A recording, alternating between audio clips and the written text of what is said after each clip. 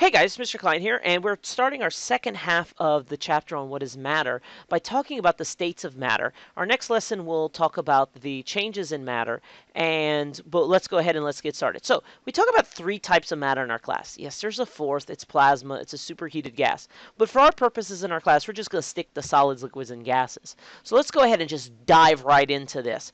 A lot of this might seem common sense, and it's a bit of a review, but we're going to add a little bit of new information that you might not have known before. The first state of matter we're going to talk about is a solid.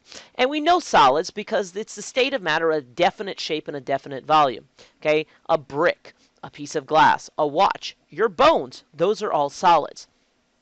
And the thing to know about solids are that the particles, the atoms and molecules that make up solids, are packed very closely together.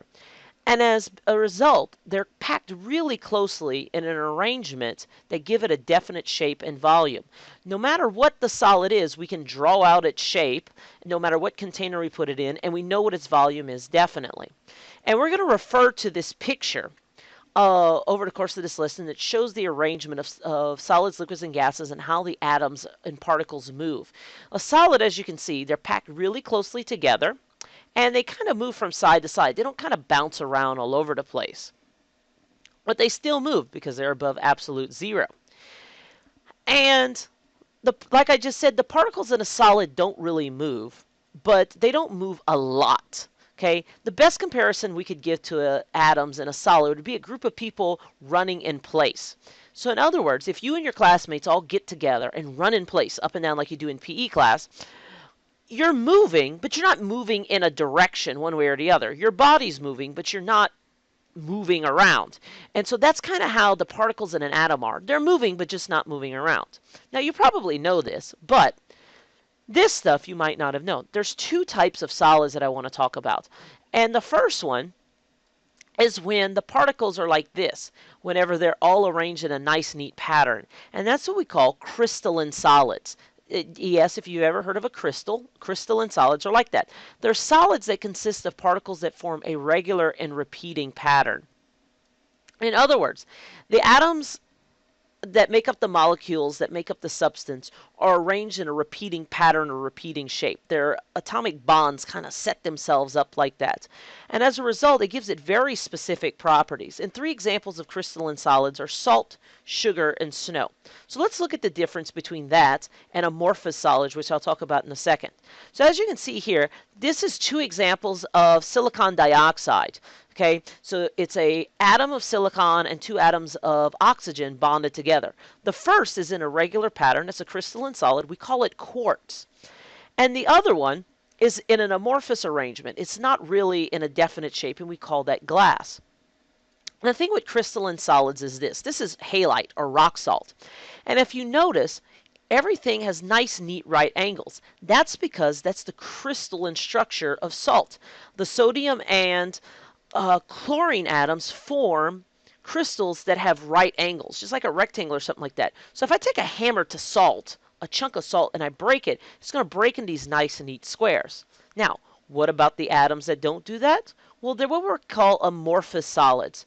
Amorphous solids are not arranged in a regular pattern. Rather, they're just kind of arranged all over the place, kind of like glass.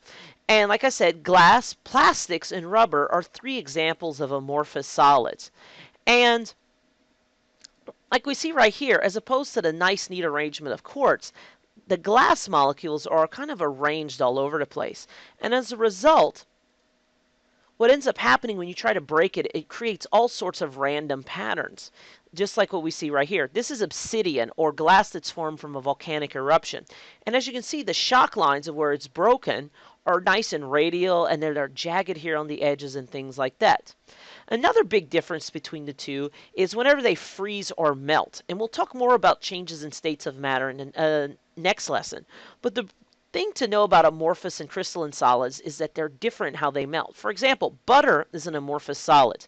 If I keep it in a freezer and try and tap it with a hammer, it's not really going to break or anything like that if I tap it gently. But if I put the butter out and let it sit to about 25-30 degrees Celsius, I can easily push it around and it kind of loses its shape, its definite shape, whenever I push it down. That's because it slowly melts over time. Crystalline solids, though, have a specific freezing point or a specific melting point where it changes state. And it stays at that state of matter until every single atom is above that temperature. But we'll talk about that in the next lesson. So those are solids.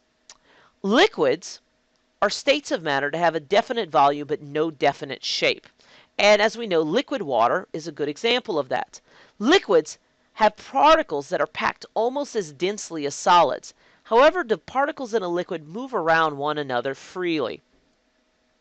So we saw solids right here. Liquids are packed densely enough so it always has a specific volume. If we pour it in a container, we can always determine a volume of a liquid, but we can't determine the shape of it. We know this if we have a glass and then we pour the liquid out onto a table. It spreads out all over the place over time. So it doesn't have a definite shape, but it does have a particular volume. And just what I said, because the particles are free to move, like I said, it has no definite shape, but because they're densely packed, the liquids still have a definite volume. And liquids and gases form a group of states of matter that we call fluids. And the word fluid just means a substance that flows. And fluids and gases behave really closely alike, but there are some critical differences between them we'll talk about. Liquids have two properties that are unique to them. The first one is what we call surface tension. And surface tension is the inward pull among the molecules in a liquid that pulls the molecules on the surface closer together. Okay, an example of that is right here, a dewdrop. Okay, the dew's dropped, and what's happened is all the water molecules are pulling each other on the edge, and as a result, it starts pulling inward, where next thing you know, you have a nice round bead on top of a flat surface. Surface tension is a property of liquids. The other one is how a liquid flows, how fast or how slow it does, and that's what we call viscosity, or a liquid's resistance to flowing. And a liquid's viscosity rather depends on the size and shape of the particles. The bigger they are, harder it is for them to move. A good example of a liquid with high viscosity is honey. Honey doesn't flow easily, whereas water, which has low viscosity, does flow easily. And the temperature of the substance also helps out the viscosity. Generally, the higher the temperature, the lower the viscosity. That makes it easier to flow. And an example of this is the pitch drop experiment. Pitch is kind of like tar. And this experiment was started in 1930. And what we have is we have pitch. Okay, it's really dark. And it's a really slow liquid, that very, very high viscosity. And droplets form and drop about once every 10 years. And you can actually watch it on a webcam and see what happens over time. And the most recent one dropped earlier in 2014, where they actually had to open it up, and to keep the droplets from all sticking to each other and sticking to the funnel right here, they actually cut it off. And if I'm not mistaken, replaced the beaker. So it might move extremely slowly, like a drop forming and falling once a decade, but it's still a liquid because it doesn't have, its molecules are still moving around enough for it to not have a definite shape.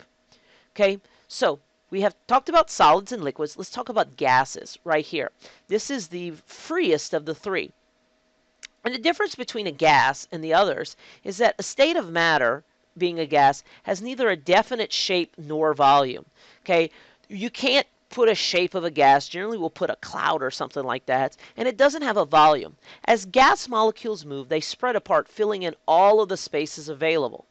As a result, a gas has no shape or volume.